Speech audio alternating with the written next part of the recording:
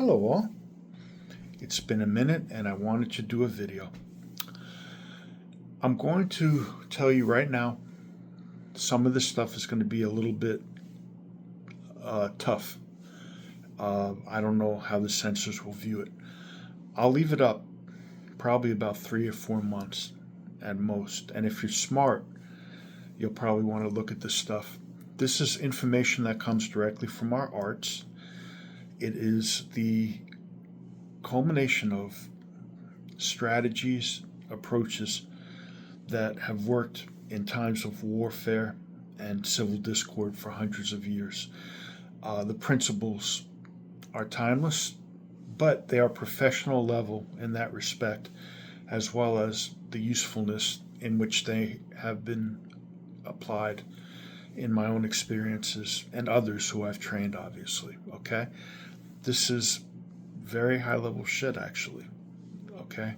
And I'm just saying that it sounds silly, but it's important to understand why.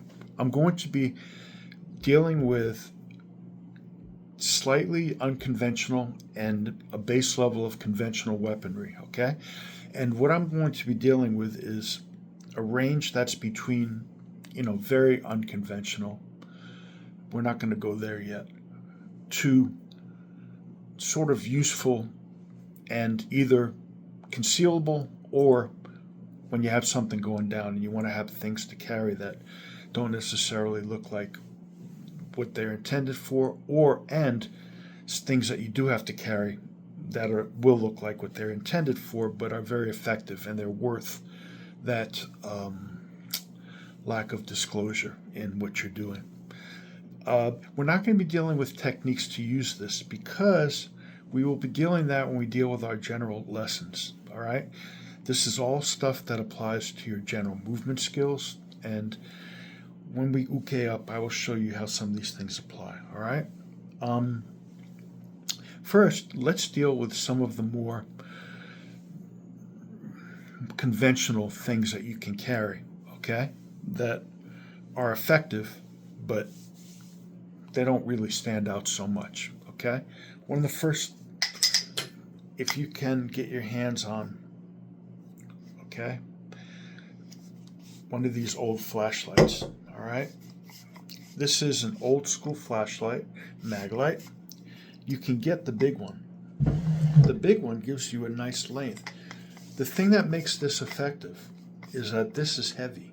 Okay, so if you hit something with this, you'll get an effect. All right, and it's a flashlight, obviously, so you can carry this pretty easily. Okay, very easy to carry. No mystery there. Okay, the reason makes this effective. Okay, you have the flashlight to blind, and you have the club. Okay, you can use this for a number of applications, and it doesn't really mark you because you can even carry it like it's a smaller flashlight. People don't even have to know that it's a big flashlight. Okay? Now let's talk about a walking stick scenario, okay?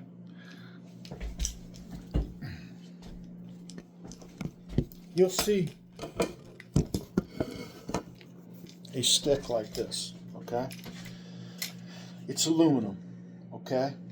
It's got this little point here, which is, you could take this off and expose that. It's got some weapons hidden in it. This is not a good weapon to carry, okay? It has no weight to it, really, and even though it's got a lot of concealed things within, you could conceal better things than what comes with this. And if you do conceal something like this, you have to have an understanding of how you can reach that in a timely fashion. The main drawback is the weight.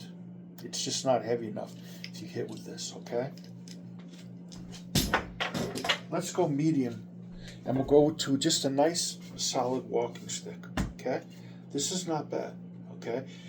You need a modicum of skill to use this. That's the only thing. But if you have that skill, you understand a little bit about the weapon, this can be very effective, okay? And again, it doesn't look particularly menacing. You don't want to look like you're going to hit somebody upside the head. Okay, you want to look like you're just using this in a natural fashion, okay? So you can get some leverage. It's also good for distance if you're dealing with bladed weapons. You know, you've got about 3 feet plus or minus a few inches. But there's something that I'll show you that's a little more effective. If you get this length of crowbar, okay, it's about a 3-footer. It looks like a cane, okay? It's built like a cane and can function as a cane. This is heavy. This will cause damage, okay? This is an example of a very effective thing to carry if you're going into a situation where you know you're going to have problems, okay? It doesn't, even though it is a menacing weapon, if you use it as a walking stick because of its shape, not because as a weapon, okay? This is not something that you can play with like you see those videos, you know, you pull the guy in. No, the main thing about this weapon is that it's solid, and when you hit with it, it will cause massive damage, okay? And you can use it in such a way where it looks like it's simply a walking stick. You could disguise this, okay? You could easily put something around it, but you don't even need to do that. If you just carry it a certain way, it just looks like you have a walking stick, okay? If you want something along the same lines that's effective, okay, a lot of construction materials, okay, this is a piece of iron rod that you can buy in any construction store, okay, it's solid steel, okay. Again, you have to have some understanding how to use this. However, it's a very good weapon. It's solid. This will cause massive damage, break things very easily, okay, good leverage, and it's not really something that stands out so much, okay? If you hold it a certain way, okay, you can get away with it, all right? So this is in between. You could carry this conceivably, but it's a little bit dicey because it's obviously a heavy piece of steel. However, it's perfectly legal, and it's a piece of steel that's used in a construction scenario. You can also use rebar in this fashion. Now let's talk about a few handheld weapons, okay, that are very good that way. Now, with handheld weapons, because you can conceal them, okay, you can use a little bit more stuff that looks like what it's supposed to do. You have to understand that when you hit with things like that are in your hand, you can damage your hand. So you have to understand how to hit with things. However, something like this was made for me by one of my friends and another teacher, Manny Reyes. He's a VR Nice guy, and it's basically a steel post with a point on it, okay? Most people would think this, but instead of trying to hit with this, okay, where you could easily damage your hand, okay, you can also use this to augment your thumb action, okay? And this can be used to rip, okay? At any rate, this is a good kind of a knuckle duster effect, okay? And just holding it in your hand gives you some weight, okay? You don't even have to use the point necessarily until you really have to use it. I bought this on Amazon, okay? Same idea. This, okay? Let's be professional. You don't want to hit somebody with this, okay? It'll probably destroy your finger. But what you have here is something to use with your thumb on the side, and this can be used to rip, okay? As long as you remember your orientation with this, and when you're using your body movements, remember, don't cross hands across line, something I teach, okay? With knives and everything else. With a weapon like this especially, if you're doing something where you're ripping around and this is on this side of your body, you could cut yourself, okay? However, if you remember that, you remember how things like kosei work, okay? Then this is a very good and effective means, okay? Let's get something a little bit more for the professional. This is one of my favorites. It's a metal rod, which you can use as a stick weapon, okay?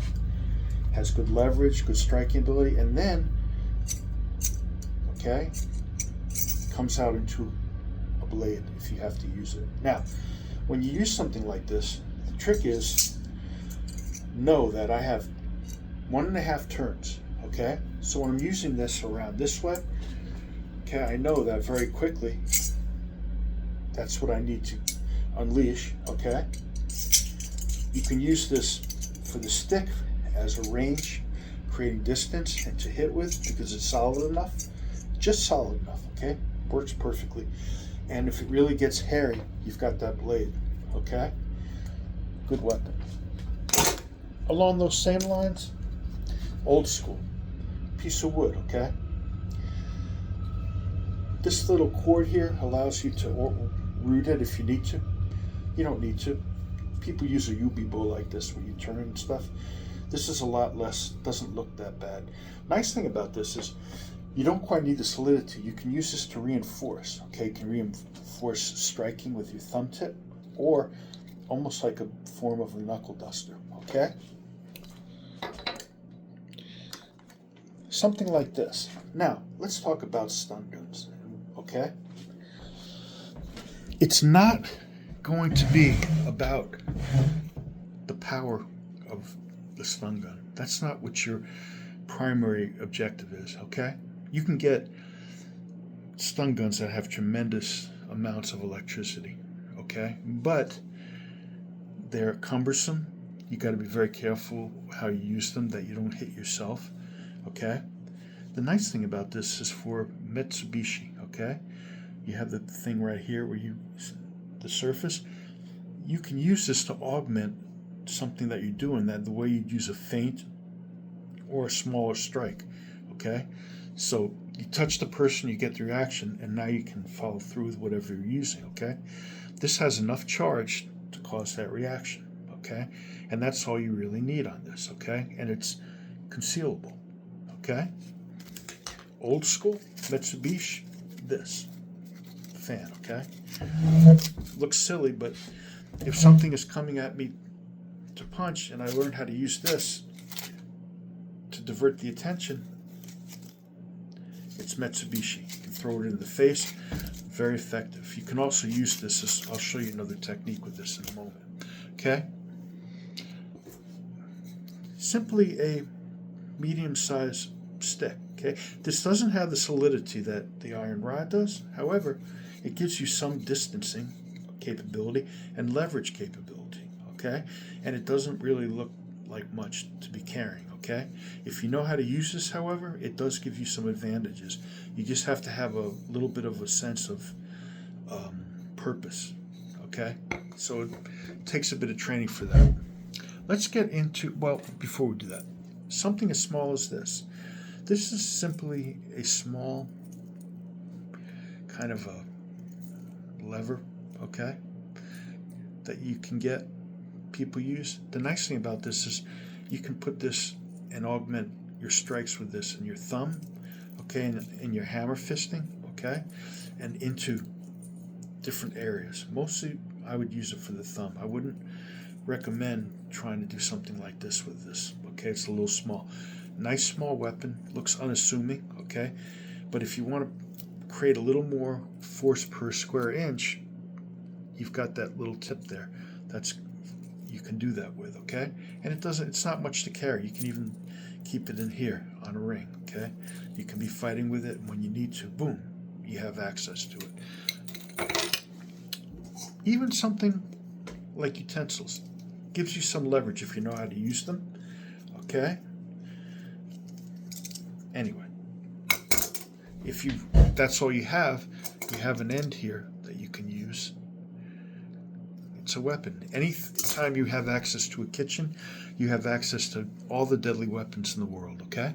Let's talk about a little bit more sophisticated, okay? You ever see these things? These can be used either as something where you can actually strike, create some distance with what's on the end, or as something where you can strangle if you need to. Okay, if you know how to do chokes really well, you can augment your chokes, and you can also tie up somebody if you need to with these. You don't need handcuffs. You can tie somebody up just as well with these as you can with handcuffs, okay? So this is a very nice thing to carry. Again, it takes a little bit of skill and understanding how to do some of the things that you do with it, but it's for somebody who's a little bit more elevated in terms of their training. Old school with that would be something like this. Okay, same idea. Okay, with a shoelace and a piece of wood here. Okay, same idea. You have striking here and wrapping here, okay? And again, you carry something like this, does not look like a weapon. Now let's talk about creating weapons professionally, okay? What I have here is a black belt magazine, okay? I can do this to them because I've written many articles for them. I put a rubber band around it, okay? Now, when you put a rubber band around a magazine, you have an effect, but it obviously doesn't really amount to much, right? Now, if you put a spine into that, okay, you can actually make a blackjack. Now, if I take something like this, that's not much of a spine, and it could come through, and it could come apart. However, this is where you get a little bit winky-dinky. You see this? This was originally used as a horse item for the hooves. You see this hook here? You do this onto the magazine, okay? Now, you have a very dangerous blackjack, and you have a point that you can stick into somebody, okay? And you have a weapon of distance, okay? So again, the cumulative effect, this and this, will now create this. And this is, for all practical purposes, a blackjack, okay? And I will tell you that if you use something like this, it's very easy to discard at that point. You get rid of this, and you get rid of this, and you get rid of this, okay? So these are some examples of some items you could use that form the basis for conventional weaponry that is a little bit in a gray area, eventually culminating in non-conventional weaponry, like the last thing that I showed you, okay? And, you know, along those lines, you'd have things like a pen, okay? If you just take a ballpoint pen, understanding if it's made solidly, okay? Usually you want it to have an aluminum. That gives you something that you can stab with, okay? You can stab, if you know how to stab, you can stab as well with a pen as you can with a knife, pretty much. Talking stabbing, okay? I brought one, but you don't need to see a pen. You know what a pen is. Also, how you can combine these weapons, okay, is very important, okay? Or utilize them according to your environment, what you need them to function as, okay? Something like this, okay? This can come apart, and you can probably throw these different pieces, okay? You can also use this to throw. You can hold this many different ways, depending on how you have to use and what you're holding in your other hand, okay? And those are the important things, okay? Things like this are very good because you can use the weapon according to the escalation of the conflict. That's always a good thing, okay? If you can, for example, use just this point without taking out the blade, okay, that's a better way. Nobody gets hurt, okay? But if you absolutely have to, you know, you take this blade and always set this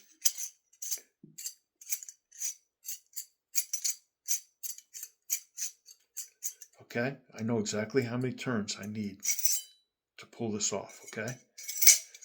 And then you have this, if you absolutely need it, okay? And this is purely a stabbing weapon, okay?